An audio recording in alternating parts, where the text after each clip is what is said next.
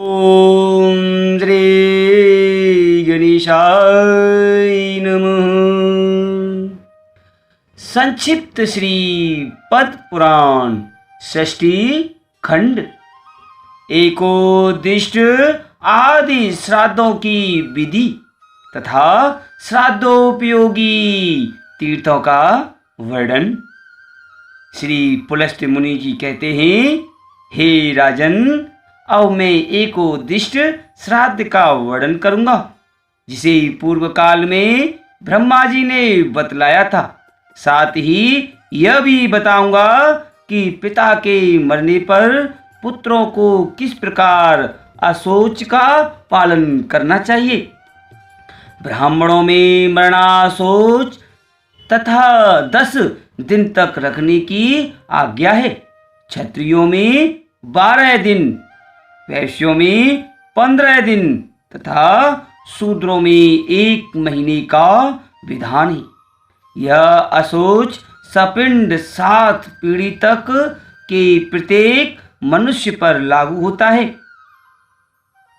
यदि किसी बालक की मृत्यु जूड़ाकर्म के पहले हो जाए, जो उसका अशौच 1 रात का कहा गया है, उसके बाद उपनयन के पहले तक 3 रात तक अशौच रहता है। जनना सोच में भी यह सब वर्णों के लिए यही व्यवस्था है। अस्थि संचयन के बाद अशौचग्रस्त पुरुष के शरीर का स्पर्श किया जा सकता है। प्रेत के लिए 12 दिनों तक प्रतिदिन पिंडदान करना चाहिए, क्योंकि वह उसके लिए पाथेय राह खर्च है, इसलिए उसे पाकर प्रेत को बड़ी प्रसन्नता होती है। द्वादशा के बाद ही प्रेत को यमपुरी में ले जाया जाता है, तब तक वह घर पर ही रहता है। अतः 10 रात तक प्रतिदिन उसके लिए आकाश में दूध देना चाहिए। इससे सब प्रकार के दाह की शांति होती है तथा मार्ग के परिश्रम का भी निवारण होता है। दशहा के बाद 11वें दिन, जबकि सूतक निवृत्त हो जाता है, अपने गोत्र के 11 ब्राह्मणों को ही बुलाकर भोजन कराना चाहिए। अशौच की समाप्ति के दूसरे दिन एकोद्दिष्ट श्राद्ध करें। इसमें न तो आह्वान होता है, न अग्नोकरण, अग्नि में हवन, ऋषि देवों का पूजन आदि भी नहीं होता। एक ही पवित्री, एक ही अर्घ और एक ही पिंड देने का विधान है। अर्घ और पिंड आदि देते समय प्रेत का नाम लेकर तवोपतिष्ठतां तुम्हें प्राप्त हो, ऐसा कहना चाहिए। तत्पश्चात तिल और जल छोड़ना चाहिए। अपने किए हुए दान का जल ब्राह्मण के हाथ में देना चाहिए तथा विसर्जन के समय अविरवम्यताम कहना चाहिए। शेष कार्य अन्य श्राद्धों की ही भांति जानना चाहिए। उस दिन विधि पूर्वक शय्यादान, फल, वस्त्र संवेद, कांचन पुरुष की पूजा तथा द्विज दंपति का पूजन भी करना आवश्यक है। एकादशा श्राद्ध में कभी भोजन नहीं करना चाहिए। यदि भोजन कर ले तो चंद्रायण व्रत करना चाहिए। सुयोग्य पुत्र को पिता की भक्ति से प्रेरित होकर सदा ही एकोद्दिष्ट श्राद्ध करना चाहिए। एकादशा के दिन वृषोत्सर्ग करें, उत्तम कपिला गौदान दें और उसी दिन से आरंभ करके 1 वर्ष तक प्रतिदिन भोज्य के साथ तिल और जल से भरा हुआ घड़ा दान करना चाहिए। इसी को कुंभ दान कहते हैं। तदनंतर वर्ष पूरा होने पर सब पिंडीकरण श्राद्ध होना चाहिए। सपिंडीकरण के बाद प्रेतत्व से मुक्त होकर पार्णव श्राद्ध का अधिकारी होता है तथा गृहस्थ के वृद्धि संबंधी कार्यों में आयुर्वेदिक श्राद्ध का भागी होता है। सपिंडीकरण श्राद्ध देव श्राद्ध पूर्वक करना चाहिए, अर्थात उसमें पहले विश्व देवों की फिर पितरों की पूजा होती है। सपिंडीकरण में जब पितरों का आह्वान करे तो प्रेत का आसन उनसे अलग रखे, फिर चंदन जल और तिल से युक्त 4 अर्घ्य पात्र बनावे तथा प्रेत के अर्घ्य पात्र का जल 3 भागों में विभक्त करके पितरों के अर्घ्य पात्रों में डालें। इसी प्रकार पिंडदान करने वाला पुरुष 4 पिंड बनाकर ये सामानः इत्यादि 2 मंत्रों के द्वारा प्रेत के पिंड को 3 भागों में विभक्त करे और एक एक भाग को पितरों के 3 पिंडों में मिला दे। इसी विधि से पहले अर्घ्य को और फिर पिंडों को संकल्प पूर्वक समर्पित करे। तदनंतर वह चतुर्थ व्यक्ति अर्थात प्रेत पितरों की श्रेणी में सम्मिलित हो जाता है और अग्नि स्वात आदि पितरों के बीच में बैठकर उत्तम अमृत का उपभोग करता है। इसलिए सपिंडीकरण श्राद्ध के बाद उस प्रेत को पृथक कुछ नहीं दिया जाता, पितरों में ही उसका भाग भी देना चाहिए तथा उन्हीं के पिंडों में स्थित होकर वह अपना भाग ग्रहण करता है। तब से लेकर जब जब संक्रांति और ग्रहण आदि पर्व आवे तब 3 पिंडों का ही श्राद्ध करना चाहिए। केवल मृत्यु तिथि को केवल उसी के दिन लिए एकोदिष्ट श्राद्ध करना उचित है। पिता की छया के दिन जो एकोदिष्ट नहीं करता वह सदा के लिए पिता का हत्यारा और भाई का विनाश करने वाला माना गया है। छया तिथि को एकोदिष्ट न करके पार्णव श्राद्ध करने वाला मनुष्य नरकगामी होता है। मृत व्यक्ति को जिस प्रकार प्रेत योनि से छुटकारा मिले और उसे स्वर्ग आदि उत्तम लोकों की प्राप्ति हो, इसके लिए विधि पूर्वक आम श्राद्ध करना चाहिए। कच्चे अन्न से ही अग्नोकरण की क्रिया करे और उसी से पिंड भी दे। पहले या तीसरे महीने में भी जब मृत व्यक्ति का पिता आदि 3 पुरुषों के साथ सपिंडीकरण हो जाता है तब प्रेतत्व के बंधन से उसकी मुक्ति हो जाती है। मुक्त होने पर उससे लेकर 3 पीढ़ी तक के पितर सपिंड कहलाते हैं तथा चौथा सपिंड की श्रेणी से निकलकर लेप भागी हो जाता है। कुश में हाथ पहुंचने से जो अंश प्राप्त होता है वही उसके उपभोग में आता है। पिता पितामह और प्रपितामह ये 3 पिंड भागी होते हैं और इनसे ऊपर चतुर्थ व्यक्ति अर्थात वृद्ध प्रपितामह से लेकर 3 पीढ़ी तक के पूर्वज लेप भाग भोजी माने जाते। 6 तो ये हुए, इनमें 7वां है स्वयं पिंड देने वाला पुरुष। यही 7 पुरुष सपिंड कहलाते। भीष्म जी ने पूछा, हे ब्राह्मण, हव्य और कव्य का दान मनुष्य को किस प्रकार करना चाहिए? पितृलोक में उन्हें कौन ग्रहण करते हैं? यदि इस मृत्यु लोक में ब्राह्मण श्राद्ध के अन्न को खा जाते हैं अथवा अग्नि में उसका हवन कर दिया जाता है तो शुभ और अशुभ योनियों में पड़े हुए प्रेत उस अन्न को कैसे खाते हैं? उन्हें वह किस प्रकार मिल पाता है?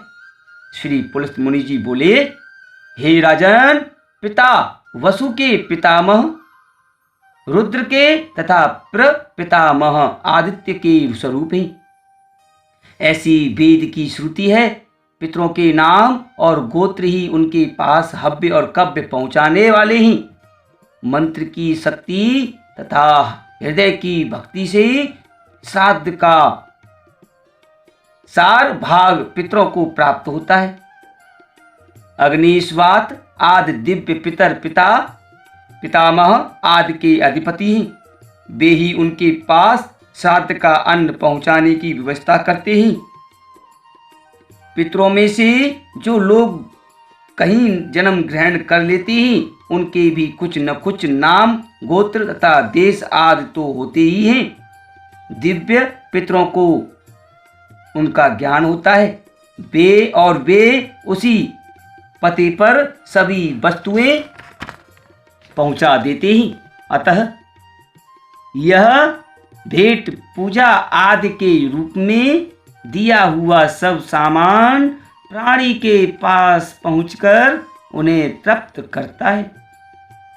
यदि शुभ कर्मों के योग से पिता और माता दिव्य योनि को प्राप्त हुए हों, तो श्राद्ध में दिया हुआ अन्न अमृत होकर उस अवस्था में भी उन्हें प्राप्त होता है। वही दैत्य योनि में भोग रूप से, पशु योनि में तृण रूप से, सर्प योनि में वायु रूप से तथा यक्ष योनि में पान रूप से उपस्थित होता है। इसी प्रकार यदि माता पिता मनुष्य योनि में हो तो उन्हें अन्न पान आदि अनेक रूपों में श्राद्धान्न की प्राप्ति होती है। यह श्राद्ध कर्म पुष्प कहा गया है। इसका फल है ब्रह्म की प्राप्ति। हे राजन, श्राद्ध से प्रसन्न हुए पितर आयु, पुत्र, धन, विद्या, राज्य, लौकिक सुख, स्वर्ग तथा मोक्ष भी प्रदान करते हैं।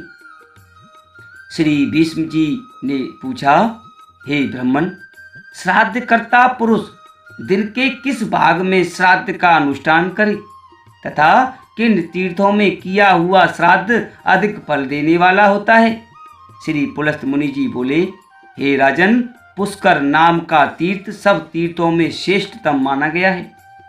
वहां किया हुआ दान, होम, श्राद्ध और जप निश्चय ही अक्षय फल प्रदान करने वाला होता है।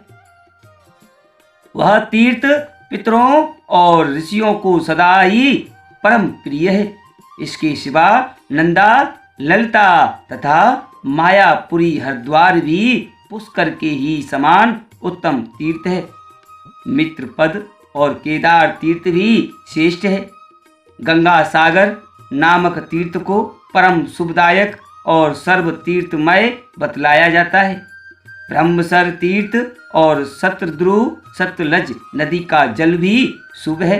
नैमिषारण्य नामक तीर्थ तो सब तीर्थों का फल देने वाला है। वहाँ गोमती में गंगा का सनातन स्रोत प्रकट हुआ है। नैमिषारण्य में भगवान यज्ञ वराह और देवादिदेव शूलपाण विराजते हैं। जहाँ सोने का दान दिया जाता है, वहाँ महादेव जी की 18 भुजा वाली मूर्ति है।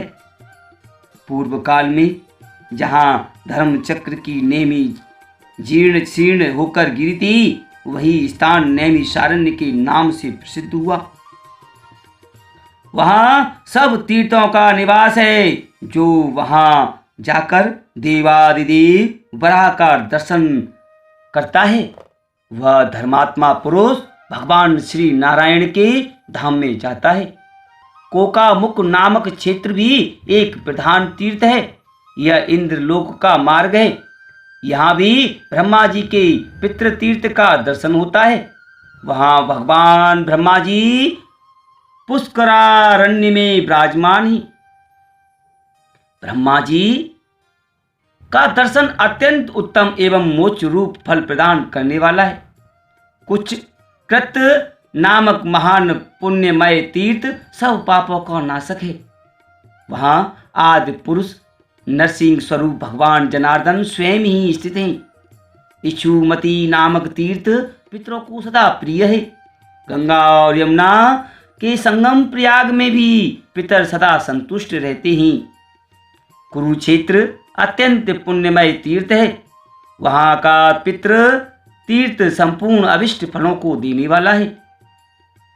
हे राजन, नीलकंठ नाम से विख्यात तीर्थ भी पितरों का तीर्थ है। इसी प्रकार परम पवित्र भद्रसर तीर्थ, मान सरोवर, मंदाकिनी, अच्छोदा, विपासा, व्यास नदी, पुण्य सलिला, सरस्वती, सर्वमित्र पद, महाफलदायक वैद्यनाथ, अत्यंत पावन शिप्रा नदी, कालिंजर गिरी, तीर्थोर्वदेद, हरोर्वदेद, गर्भवेद, महालय, भद्रेश्वर, विष्णुपद, नर्मदा द्वार तथा गया तीर्थ, ये सब तीर्थ पितृ तीर्थ हैं।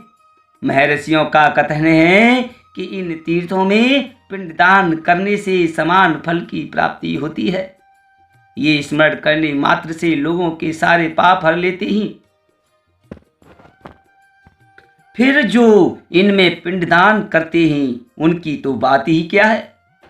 ओमकार तीर्थ, कावेरी नदी, कपिला का जल, चंडवेगा नदी में मिली हुई नदियों के संगम तथा अमरकंटक, ये सभी पितृ तीर्थ हैं। अमरकंटक में किए हुए स्नान आदि पुण्य कार्य कुरुक्षेत्र की अपेक्षा 10 गुना उत्तम फल देने वाले। विख्यात शुक्ल तीर्थ एवं उत्तम सोमेश्वर तीर्थ अत्यंत पवित्र और संपूर्ण व्याधियों को हरने वाले। वहाँ श्राद्ध करने, दान देने तथा होम, स्वाध्याय, जप और निवास करने से अन्य तीर्थों की अपेक्षा कोटि गुना अधिक फल होता है।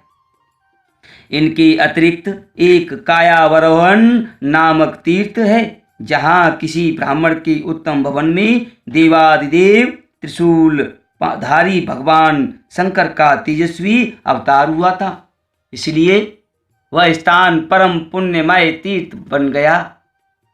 चरवनवती नदी, शूल तापी, पयोष्णी संगम, महौषधि चारणा, नाग तीर्थ प्रवर्तनी, पुण्य सलिला, महावीना नदी, महासाल तीर्थ, गोमती, वरुणाग्नि तीर्थ, भैरव तीर्थ, भृगु तीर्थ, गौरी तीर्थ, वैनायक तीर्थ, वस्त्रेश्वर तीर्थ, पापहर तीर्थ, पावन सलिलात, वैत्रवती, वैतवा नदी, महारुद्र तीर्थ, महालिंग तीर्थ, दशार्णा महानदी, सतरुद्रा, शताद्रहावा, पितृपदपुर, अंगार वाहिका नदी, सोन और घर घर घाघरा नाम वाले 2 नद, परम पावन कालिका नदी और शुभदायिनी पितरा नदी, ये समस्त पितृ तीर्थ स्थान और दान के लिए उत्तम माने गए।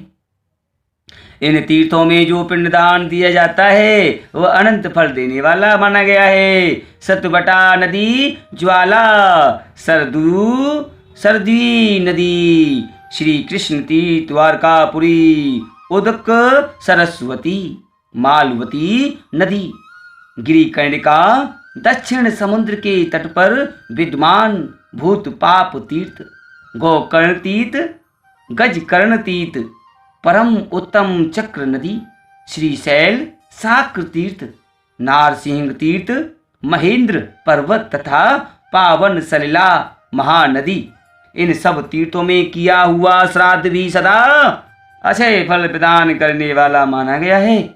ये दर्शन मात्र से पुण्य उत्पन्न करने वाले तथा तत्काल समस्त पापों को हर लेने वाली। पुण्यमयी तुंगभद्रा, चक्ररथी, भीमेश्वर तीर्थ, कृष्णवीणा, कावेरी, अंजना, पावन सलिला, गोदावरी, उत्तम त्रिसंध्या तीर्थ और समस्त तीर्थों से नमस्कृत त्र्यंबक तीर्थ, जहाँ भीम नाम से प्रसिद्ध भगवान शंकर स्वयं विराजमान है, अत्यंत उत्तम है। इन सब में दिया हुआ दान कोटि गुना अधिक फल देने वाला है। इनके स्मरण करने मात्र से पापों के सैकड़ों टुकड़े हो जाते हैं। परम पावन श्री प्रणा नदी अत्यंत उत्तम व्यास तीर्थ मत्स्य नदी का राका शिवधारा विख्यात भव तीर्थ सनातन पुण्य तीर्थ पुण्यमय रामेश्वर तीर्थ वैनायु अमलपुर प्रसिद्ध मंगल तीर्थ आत्मतर्स तीर्थ अलम्बुस तीर्थ वत्साव्रता तेश्वर तीर्थ गोका मुख तीर्थ गोवर्धन हरिश्चंद्र पुरश्चंद्र प्रथूदक सहस्त्राक्ष हिरण्याक्ष कदली नदी नाम धेय तीर्थ सैमित्रे संगम तीर्थ इंद्रनील महाना तथा प्रिय मेलक ये भी श्राद्ध के लिए अत्यंत उत्तम माने गए हैं। इनमें संपूर्ण देवताओं का निवास बताया गया जाता है। इन सब में दिया हुआ दान कोटि गुना अधिक फल देने वाला होता है। पावन नदी बाहुदा शुभकारी सिद्धवट पाशुपत तीर्थ पर्यटिका नदी इन सब में किया हुआ श्राद्ध भी 100 करोड़ गुना फल देता है। इसी प्रकार पंच तीर्थ गोदावरी नदी भी पवित्र तीर्थ है। गोदावरी दक्षिण दावाहिनी नदी है। उसके तट पर हजारों शिवलिंग हैं। वहाँ जामदंगनेय तीर्थ और उत्तम मोदायतन तीर्थ है, जहाँ गोदावरी नदी प्रतीक के नाम से सदा प्रवाहित होती रहती है। इसके सिवा हव्य कव्य नाम का तीर्थ भी है। वहाँ किए हुए श्राद्ध होम और दान 100 करोड़ गुना अधिक फल देने वाले होते हैं। सहस्त्रलिंग और राघवेश्वर नाम का तीर्थ महात्मय भी ऐसा ही है। वहाँ किया हुआ श्राद्ध अनंत गुना फल देता है। सालग्राम तीर्थ प्रसिद्ध सोनपत तीर्थ वैश्वानराशय तीर्थ सारस्वत तीर्थ स्वामी तीर्थ मलंदरा तीर्थ नदी पुण्य सलिला कौशिकी चंद्रका विदर्भा वेगा प्राणमुखा कावेरी उत्तरांगा और जालंधर गिरी इन तीर्थों में किया हुआ श्राद्ध अक्षय हो जाता है। लोहदंड तीर्थ चित्रकूट सभी स्थानों में गंगा नदी के दिव्य एवं कल्याणमय तट कुब्जाम्रक उर्वशी पुलिन संसार मोचन और ऋण मोचन तीर्थ इनमें किया हुआ श्राद्ध अनंत हो जाता है। 28 तीर्थ गौतमेश्वर तीर्थ वशिष्ठ तीर्थ भारत तीर्थ ब्रह्मावर्त कुशावर्त हंस तीर्थ प्रसिद्ध पिंडार्क तीर्थ शंकोधार तीर्थ भांडेश्वर तीर्थ विल्वक तीर्थ नील पर्वत सब तीर्थों का राजाधिराज वद्री तीर्थ वसुधारा तीर्थ राम तीर्थ जयंती विजय तथा शुक्ल तीर्थ इनमें पिंडदान करने वाले पुरुष परम पद को प्राप्त होती। मात्र ग्रह तीर्थ करवीरपुर तथा सब तीर्थों का स्वामी सप्त गोदावरी नामक तीर्थ भी अत्यंत पावन है। जिन्हें अनंत फल प्राप्त करने की इच्छा हो उन पुरुषों को इन तीर्थों में पिंडदान करना चाहिए। मगर देश में गया नाम की पुरी तथा राजगृह नामक वन पावन तीर्थ है। वहीं च्यवन मुनि का आश्रम पुन नदी और विषयाराधन तीर्थ ये सभी पुण्यमय स्थान है। हे राजेंद्र लोगों में यह किंवदंती प्रचलित है कि एक समय सब मनुष्य यही कहते हुए तीर्थों में मंदिरों में आए थे कि क्या हमारे कुल में ऐसा पुत्र उत्पन्न होगा जो गया की यात्रा करेगा। जो वहां जाएगा वह 7 पीढ़ी तक के पूर्वजों को और 7 पीढ़ी तक की होने वाली संतानों को तार देगा। मातामह आदि के संबंध में भी यह सनातन श्रुति चिरकाल से प्रसिद्ध है। वे कहते हैं क्या हमारे वंश में एक भी ऐसा पुत्र होगा जो अपने पितरों की हड्डियों को लेकर जाकर गंगा में डाले, 7-8 तिलों से भी जलांजलि दे, तथा पुष्करारण्य, नैमिषारण्य और धर्मारण्य में पहुंचकर भक्ति पूर्वक श्राद्ध एवं पिंडदान करे। गया क्षेत्र के भीतर जो धर्मपृष्ठ, ब्रह्मसर तथा गया शीर्ष वट नामक तीर्थों में पितरों को पिंडदान किया जाता है वह क्षय होता है। जो उस घर पर श्राद्ध करके गया तीर्थ की यात्रा करता है वह मार्ग में पैर रखते ही नरक में पड़े हुए पितरों को तुरंत स्वर्ग में पहुंचा देता है। उसके कुल में कोई प्रेत नहीं होता। गया में पिंडदान के प्रभाव से प्रेतत्व से छुटकारा मिल जाता है। गया में एक मुनि थे जो अपने दोनों हाथों के अग्रभाग से भरा हुआ ताम्र पात्र लेकर आमों की जड़ में पानी देते थे। इससे आमों की सिंचाई भी होती थी और उनके पितर भी तृप्त होते थे। इस प्रकार एक ही क्रिया दो प्रयोजनों को सिद्ध करने वाली हुई।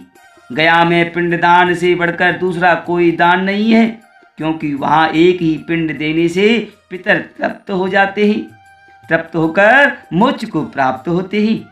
कोई कोई मुनीश्वर अन्न दान को श्रेष्ठ बतलाते हैं और कोई वस्त्र दान को उत्तम कहते हैं। वस्तुतः गया के उत्तम तीर्थों में मनुष्य जो कुछ भी दान करते हैं वह धर्म का सेतु और श्रेष्ठ कहा जाता है। श्रेष्ठ कहा गया है। यह तीर्थों का संग्रह मैंने संक्षेप में बतलाया। विस्तार से तो इसे बृहस्पति जी भी नहीं कह सकते, फिर मनुष्य की तो बात ही क्या है।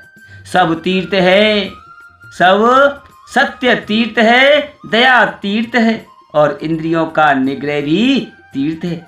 मनोनिग्रह को भी तीर्थ कहा गया है। सवेरे 3 मुहूर्त 6 घड़ी तक प्रातः काल रहता है। उसके बाद 3 मुहूर्त तक का समय संगौ कहलाता है। तत्पश्चात 3 मुहूर्त तक मध्याह्न होता है। उसके बाद उतने ही समय तक का अपराह्न होता रहता है। फिर 3 मुहूर्त तक सायाह्न होता है।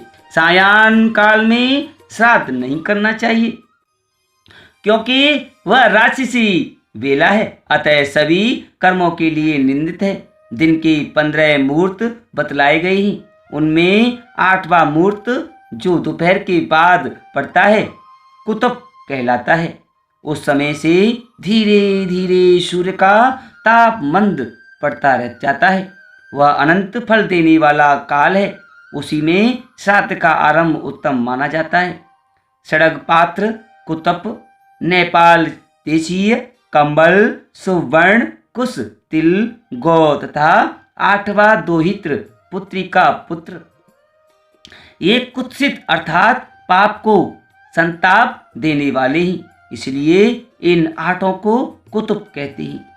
कुतप मुहूर्त के बाद 4 मुहूर्त तक अर्थात कुल 5 मुहूर्त स्वधा पाचन श्राद्ध के लिए उत्तम काल है। कुश और काले तिल भगवान श्री विष्णु के शरीर से उत्पन्न हुए हैं। मनीषी पुरुषों ने श्राद्ध का लक्षण और काल इसी प्रकार बतलाया है। तीर्थवासियों को तीर्थ के जल में प्रवेश करके पितरों के लिए तिल और जल की अंजलि देनी चाहिए। एक हाथ में कुश लेकर घर में श्राद्ध करना चाहिए। यह तीर्थ श्राद्ध का विवरण पुण्यदायक, पवित्र, आयु बढ़ाने वाला तथा समस्त पापों का निवारण करने वाला है। इसे स्वयं ब्रह्मा जी ने अपने श्री मुख से कहा है। तीर्थ वासियों को श्राद्ध के समय इस अध्याय का पाठ करना चाहिए। यह सब पापों की शांति का साधन और दरिद्रता का नाशक है। ओम नमो भगवते वासुदेवाय नमः। ओम नमो उमा महेश्वराय नमः।